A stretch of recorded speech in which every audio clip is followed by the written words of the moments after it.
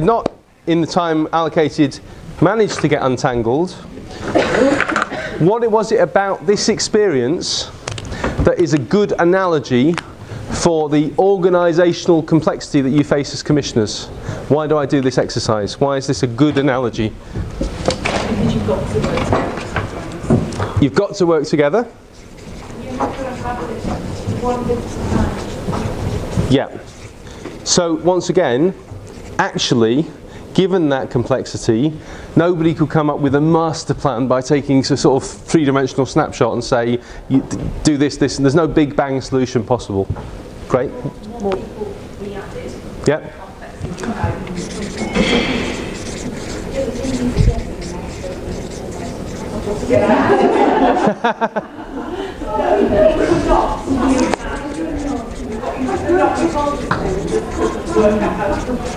Easier to get in than get out. That's quite relevant. Yeah, thank you. You have to be prepared to look at things differently, because some people ended up looking outwards while others looked inside. Absolutely. And if somebody had insisted that the only solution was to have everybody facing inwards and equally prioritised in the system, it's impossible actually. Yeah. So some people end up sacrificing themselves a bit and going, well, what's going on in there? Right? Interesting. And I think that's relevant. What else? We end up in different places. Oh, okay. Yeah. So the place has changed. That's a good insight. I haven't heard of that one before. And you all have to be committed to wanting to solve the problem. You really have to be committed. And what else do you have to be? I'd say you have to be good-humoured. Because, why? Why do you have to be good-humoured about it? Well, yeah, you kind of intrude on each other's spaces, aren't you? Yeah, absolutely. So you're in each other's business. Absolutely. Very often it gets worse before it gets better. Definitely. And that's a real trap, isn't it? Because I've seen some commissioning councils follow this to a fault and think, well, things are getting worse, that must be a good sign. But can it not also get better before it gets worse? Because sometimes you think you're on your way to untangling, and actually what you're doing is you're creating a worse problem somewhere else. Does that make sense? What kind of leadership was required? Why? Great. So you need to sort of empower or share power. Why is that? Why do all parts of the system need to have some power? So everybody owns the bit of the system. Yep. Yes. Then it's got more chance of working. That makes a lot of sense. What else? And also no one part of the system can stay the same if everything else is moving. Great.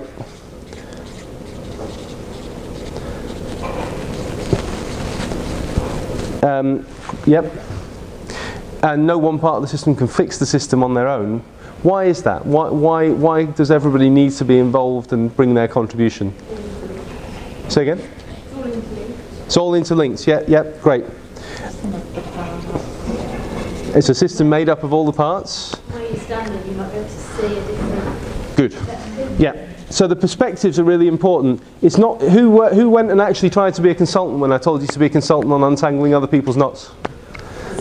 How helpful was that? We listened to Amanda who came to be our consultant. Yeah. Actually, we nailed it then. Interesting. Yeah. So you have to be prepared to listen to each other. And what I would say is there is no one God's eye perspective that can solve the problem. You can't get somebody on a ladder and go, do this, except occasionally when you can. Sometimes somebody can just see something from the outside that adds a new perspective that allows you to be able to see how things work. Does that make sense? Yeah? And what was important about the context that I set that allowed you to do that exercise? So what was the bigger context that allowed you to fairly successfully get through that exercise? Even the team that didn't get untangled, there were no fist fights, and touch wood, there's no HR claims coming. There's no threat. Say again? Well, there was no threat. There was no threat? Okay, great. And what was somebody else said? I think we listened to what you asked us to do, and we were thinking about what you wanted us to do. Okay, you're thinking about the outcome. So we've got a kind of input then, So some comfort zone, some good relationships built up. And didn't I say you had to be good sports? It wasn't a competition either. And you knew that you were going to be uncomfortable and you willingly went into that. Yeah? I set the scene and the parameters. Yeah? And I think absolutely every one of those things that we have said is relevant to integrated or whole system or joined up or across the piece commissioning. Does that make sense? Interesting. Okay, good. Good. You came out with very different inputs on the bridge and the water, and with really good set of insights on that one. I found. Sorry, shall I push this a bit further? Yeah. I find this an interesting group. Thank you. So there's a really important distinction to be made, and you find this most clearly in adaptive leadership work between technical and adaptive challenges. Oh, you're all turning the page. I hate this when people are. So there are technical problems in this world, right? Some of them trivial, like how do we plug in the laptop into the screen?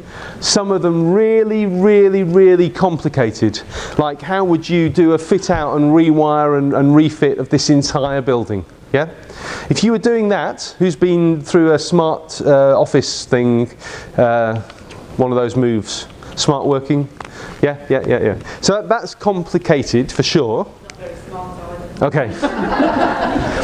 But in order to refit this entire skyscraper, what have you got to do? You've got to decant, you've got to recant, you've got to bring in and schedule and synchronise all the trades. You've got to make sure you've got all the permits and the inspections and all the rest of it. Maybe slip the local building control a few quid. No, sorry, I didn't say that. And you've got to do all of these kind of dynamics, right? So there's a lot. But for a technical problem, if you bring in an aged and haggard enough old program manager who's done it 3 or 5 times before, and they've got a big Gantt chart and they really get their head around it and they really know it, then step by step by step, with a few, unexpected, bit of asbestos here, bit of a problem with the contractor here, they will get to the end plus or minus 10 to 15% of quality and cost. You get the idea, yeah? If you don't have the right kind of program manager, it becomes a whole other kind of beast and a mess. Okay, but that is still a technical problem. You know the problem, you know the outcome, authority, expertise all actually make a difference. Who can identify a technical problem in their area of commissioning? What's the technical problem that some of us face? Roads. What's the technical problem around roads? Technically, it's understanding the customer's perspective and what their outcome is. Great. I was saying to you before that technically the roads are in good condition. That's not the perception. That's interesting. Yeah. Okay. Well, I think you're crossing the boundary there. Specialist technical aspects to it. Yeah. So I would say that a technical aspect would be the sort of kind of understanding how to properly make good after roadworks. That's a technical thing, right? We have the knowledge. We know what's a good making good and what's a kind of bit of a bodge job that won't last very long and you'll have to do further work afterwards, yeah? But I'll come back to you for complexity because I think you're on the boundary. That's why it's interesting. So a truly complex problem, a wicked, a messy, a social and adaptive challenge, actually we don't really know what the goal is. We can say something, but it's just kind of pinning a target in the air, right? The leader is likely to be part of the problem. An adaptive and a systemic approach is needed. Okay, so you've got to innovate, you've got to change your habits and assumptions, and that's a little bit like what we were doing. This was kind of on the boundary. So indicators, people would rather avoid the issue, it's a recurring problem, it's uncomfortable, we can't resolve competing priorities, moving forward is risky, there might be casualties, people have to work across boundaries, progress cannot be linear. Yeah? So a complex problem in roads is going, well hang on, we've got technically very good roads, they meet all of the ISO standards or whatever the technical thing may be, but the public think we haven't got good roads. Why is that? And then you're into perceptions and understanding and things that are not mechanical and measured like a good road surface is. You're into actual social challenges and complexity and all the rest. And they might think we've got bad roads because they're not allowed to park near the school to drop their kids off in the morning, right? Or because the roads are blocked by idiots taking their kids to school in cars, depending on their perspective. And then you've got irresolvable, conflicting priorities all of a sudden when all you're trying to do is do good roads, right? You get the idea, yeah? So who else can identify an adaptive, a really complex challenge in their space?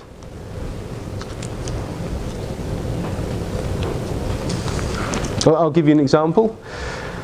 Street sleeping, rough sleeping, is a thing which a while ago moved from being an adaptive challenge that we couldn't really solve to being a technical one, that actually we had the experience, we had the know-how, we could bring in people who reliably and predictably could solve the problem of street sleeping.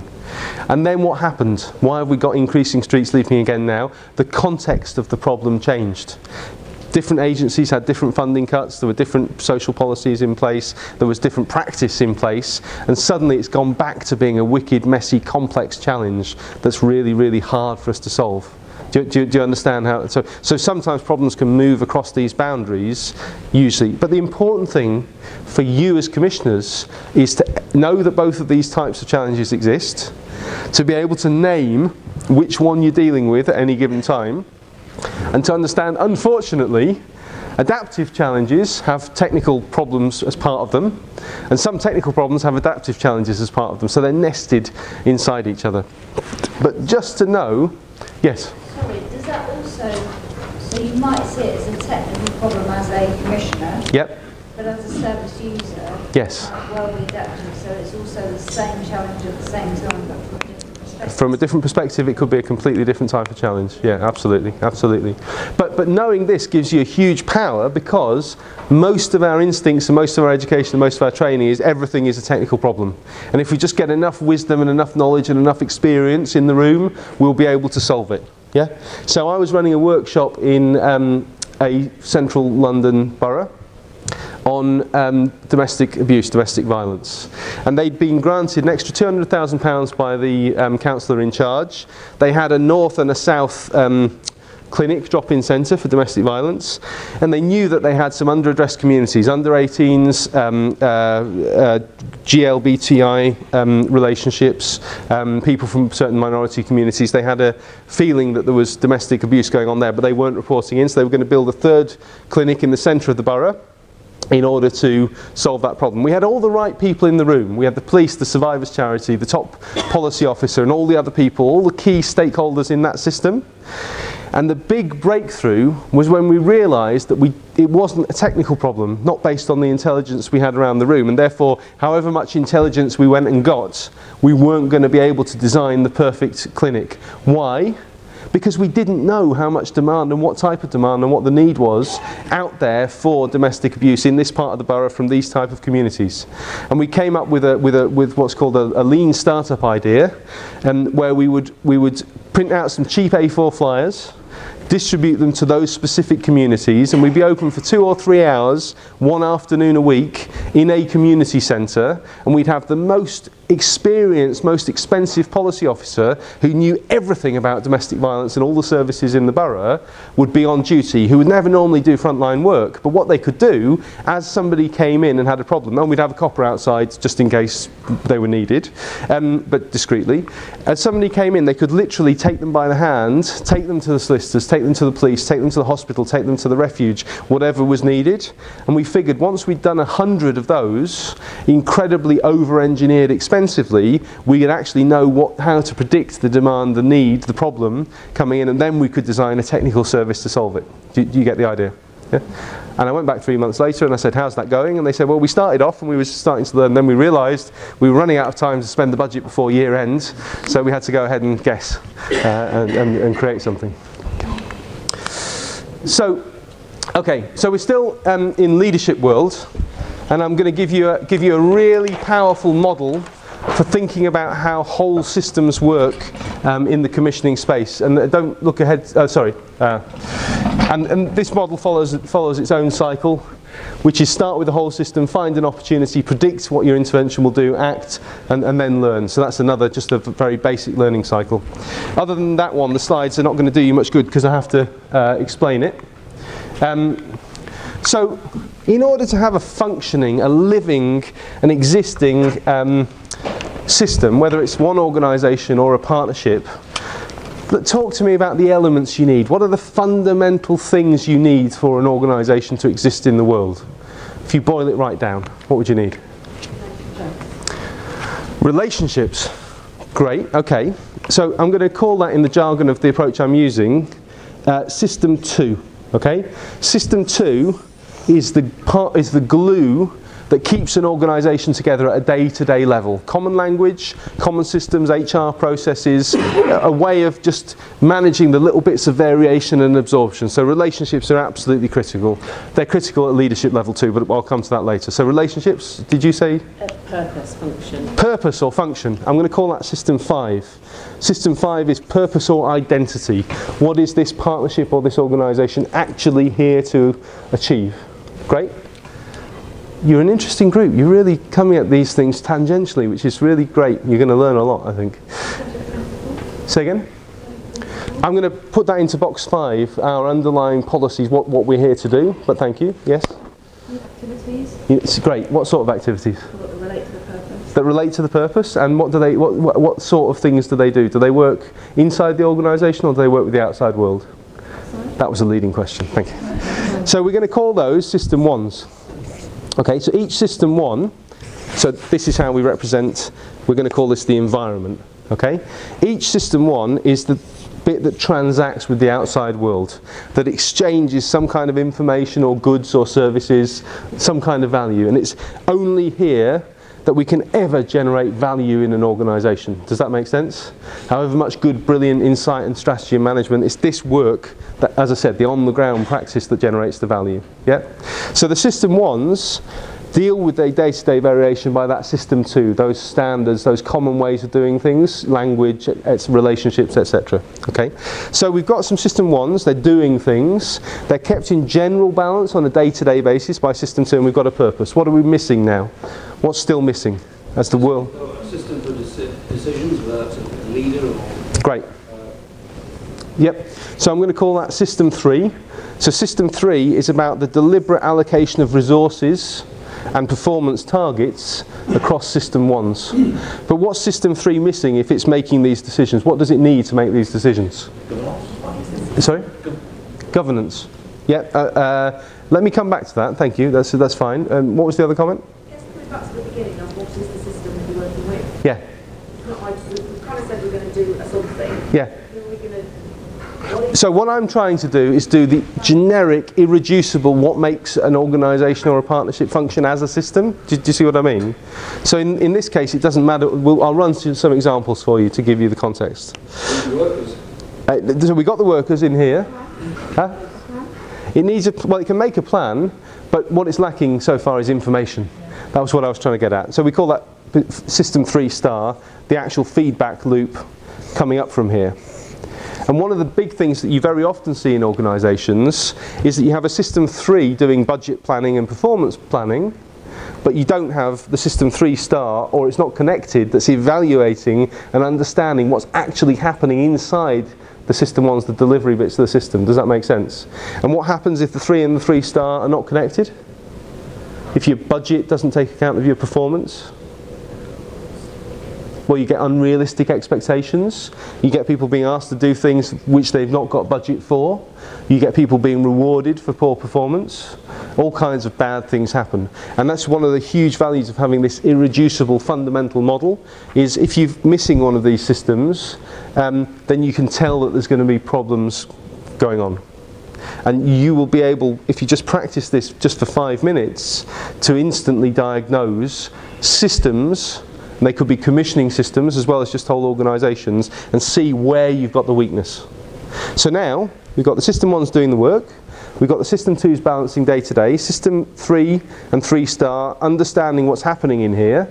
Golden principle is know the work 2 levels below your work, and making the budget decisions about what performance is required and how much money is given to achieve that. And we've got an overall purpose. So we're golden. What are we still missing? And you can see that there's a little gap in my numeration system. What would System 4 be doing? We're able to deal with the incoming complexity and meet that demand at the point of contact and deal with the outside world here and now. We're able to balance, and we're able to sort of make deliberate decisions about resourcing. So feedback from your whatever you've delivered, is that actually the quality? Absolutely. So the feedback about what's happening here, but also what we're missing is what's the future hold. Do you see what I mean? So this system at the moment is very good at meeting the needs, or it's equipped to meet the needs of the here and now, but it's got nothing that's looking out to what's going to change in the future. That's what System 4 does, but System 4 also should be understanding what value we're transacting, what people are asking us for, so that we can feed into these resourcing decisions here and now as well. Does that make sense? So you've got System 4 looking out into the future, and System 3 looking down and in. What's going to immediately happen when System 4 says we need all our resources for the future, and System 3 says we need all our resources for the here and now? Conflict, right? That's why System 5, our identity, our values, our purpose, has to make a decision between how we allocate the resource and the effort between the future and the here and now. Yeah? So, in shorthand, we call this the organisation and this the management or the meta system or the governance system. Okay? Can anybody think, so my hypothesis is, and this is called the viable systems model by an old English gent from the 60s called Stafford Beer. If you tweet about Stafford Beer, it gets automatically retweeted by the Stafford Beer Festival, which is a festival of beer in Stafford, not a festival about Stafford beer. So I believe that any organisation or any commissioning system can be mapped into this model, because these are the underlying irreducible elements of organisations. So you're always going to have System 1s that are trying to meet the complexity and the needs coming in from the outside. You're always going to have a System 2 that tries to balance, and you're always going to have a System 3 that deliberately designs the allocation based on feedback of resources. System 4 looking out into the future, and System 5 trying to balance and trying to say, how do we maintain our organisationness? How do we stay together as an organisation now and into the future? If that's a people system. Say again? If that's a people system. Yes.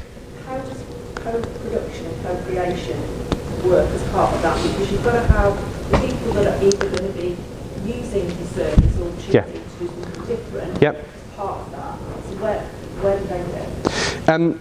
There are two ways that they can fit. Okay, so one is that this doesn't have to be a chuck it over the wall kind of service.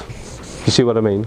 So System 1s can do the work with the people in an integrated way across this boundary that designs the service to meet their needs. Yeah, and actually there's a technical expression for this in this systems thinking, but this is about meeting the complexity of the person's needs with the ability to flex and deal and offer the complexity of solution. Does that make some kind of sense? And in people systems, it's really only people dealing with people who can really meet that complexity. Do you see what I mean? So you can't really do, you couldn't really do a algorithm for social care and health. I mean, maybe one day, but I doubt it. Yeah, it's hard enough to do it for housing benefits. You put housing benefits online and you don't involve the people in the co-creation of the service of housing benefits.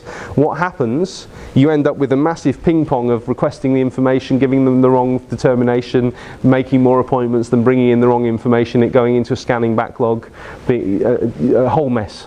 If you have a person sit down with an experienced benefits officer, you usually get it done that same day, 98% of the time, if they've been told to bring the right information. And in certain systems, if you're getting input from another organisation that isn't part of your system, yes, it's massively influencing every health and social care comes in the political side of it.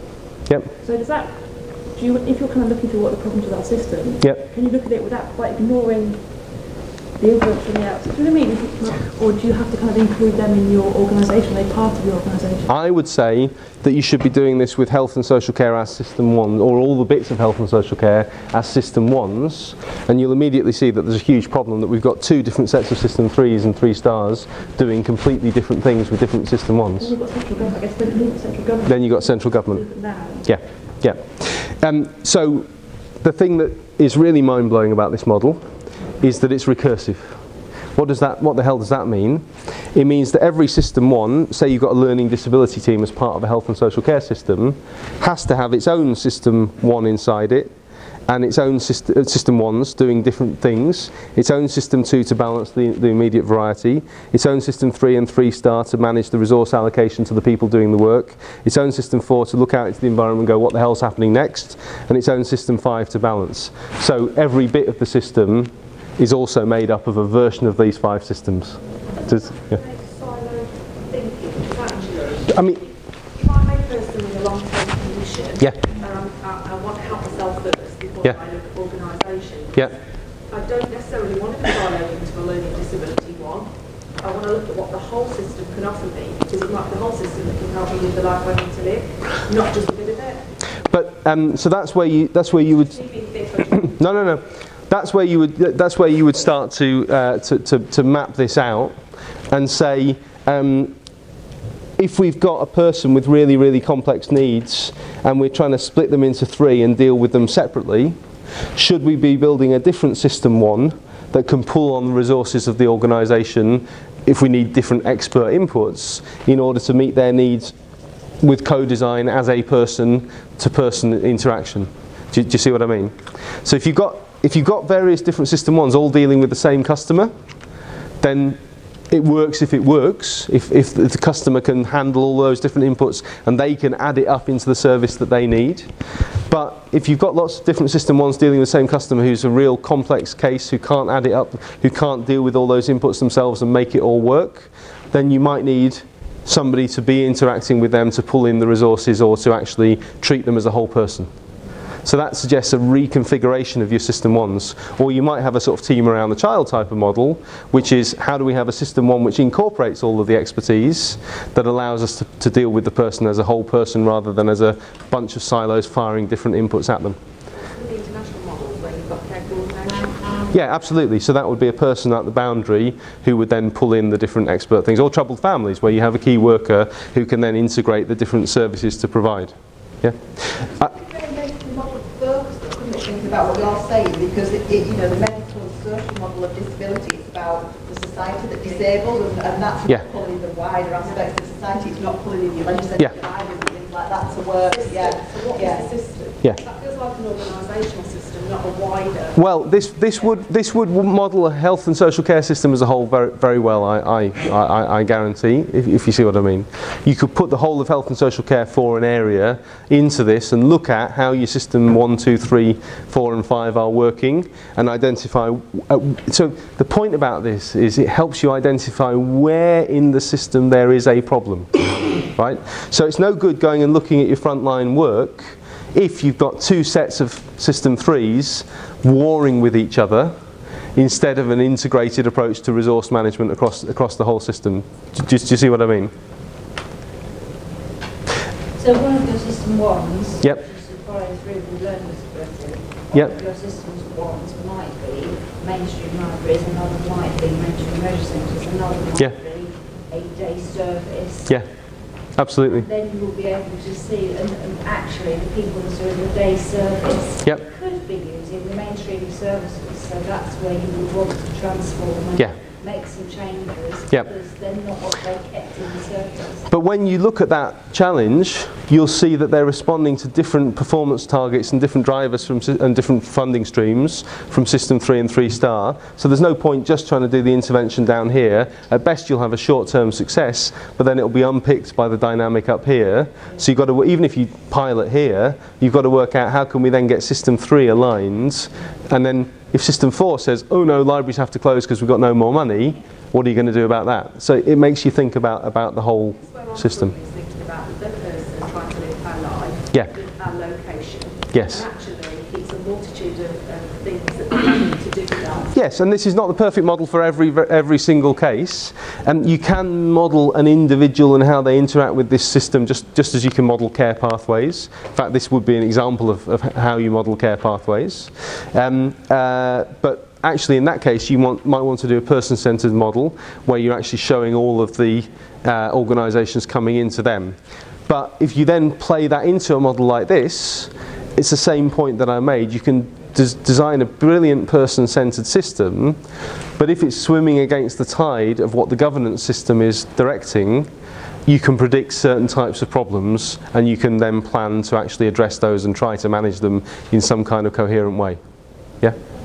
Or you can build a integrated system as a whole, as a system one here, that just is an integrator that we talked about, the sort of team around the child or the key worker or whatever else, that then has a role within the other system ones. Do you understand what I'm saying? And then it can be seen by system 3 as, oh, that's a system 1, I know how to manage that, and I can work out whether it's performing or not in its own right, and so on and so on. Did you? Yeah. Sorry, just because you talk about being recursive, so presumably if your system 1 is one individual, and the environment is a service user, then that recursive element, that 1 to 5 is what are we giving the service user? How are we managing this? How are we managing our resources for this service user? What's the future for this service user? How are we meeting our principles for this service user? Yeah, absolutely. Yeah, absolutely. You could do it in that way. Yep. You asked before about co-design. I said co-design can and must take place here, where the person meets the service, but you can also bring a little bit of the environment into here and have a representative group of service users, people who know the system from the outside, help to do your system 3, 4 and 5 as a way of bringing the environment into the governance of the system. So that would be co-design at the governance level. And so you can see the difference though immediately, and this helps us to disaggregate. Some people do this, or they have tenants and residents on a procurement panel for a housing thing, and they say they're doing co-design. Well, they are, but they're doing it at the governance level. But then the services are just treating people as units of transactional work, they're not doing co-design down at this level. Yeah. And I know this is a lot to get your head around. It took me 4 years to understand it. But this system 1, 2, 3, 4 and 5 and the way it interacts with the environment, I believe is absolutely fundamental to any functioning organisational system, whether it's a team or a whole health and social care system for an entire area. Yeah. It's Stafford Beer's model. It's called Stafford Beer's model. It's called the viable system model. And if you want to play around with it, which I do highly recommend, if you go to scio.org.uk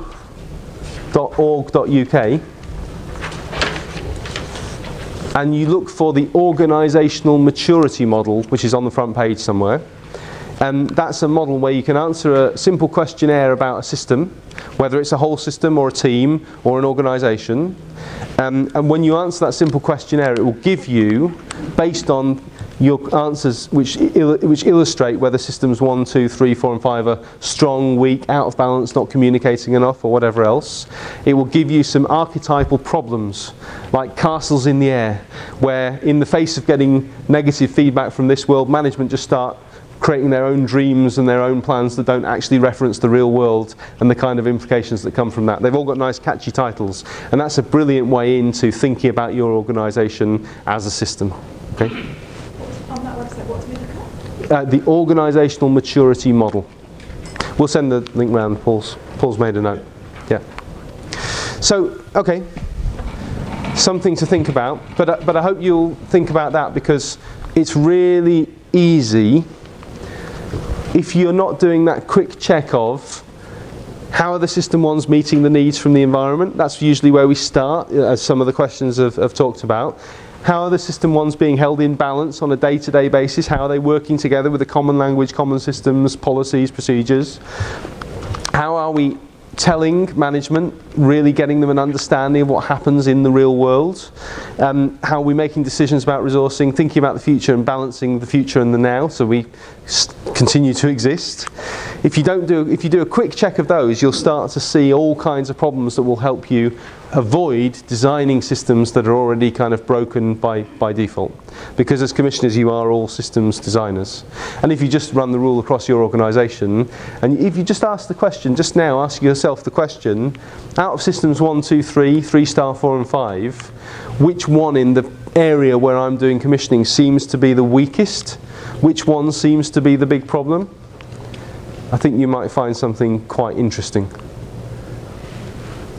Has anybody got a thought about that? Has anybody got a system that looks like the weakest one, the weakest link in their world? As is data, it's a breeze. Yep. Because we're just about to move, like half the rest of the world at the moment, from one case management system to another, children and adults. Okay. And the finance system doesn't speak to the data system. Yeah. So the data is telling you stuff that social workers or health practitioners are all saying something else. Yeah. So what's the true story and what Great. do you And then you come to trying to set your budget and performance targets, and you've got no system 3-star because it's telling you conflicting information. How are you going to reasonably set those things? It becomes almost impossible, doesn't it? Yeah. So that's a great bit of analysis of the problem. Let me give you another example. We had somebody on the last Commissioning Academy from the DFE who was dealing with the Children's Secure Estate. And I think we've now got only about 12 local authorities that maintain secure estate, and so the DFE has taken an interest and has invested some money in trying to remediate, that's all, make sure that it survives. So this is not outsourced, not necessarily, but it's a set of 12 secure places for children, right? And the instinct was to say, how can I manage that as a system? Because that's what central government does. Central government takes an overview and tries to manage and tries to organise. Do you see what I mean? So the thinking was, and trying to apply systems thinking, how can I bring those 12 units together, create commonalities, create standards, manage them for efficiency and effectiveness and all the rest? And the big insight was, if you try to do that, it will probably break the actual system, because those units are not a system dealing with the world in their own right. They're actually 12 support units feeding into 179 different top-level local authorities, each with their own needs and each with their own requirements. Do you see what I mean? So they are a part of 179 different systems, and trying to pull them together and create coherence that government can manage centrally is going to break that. So actually the flip was to see it as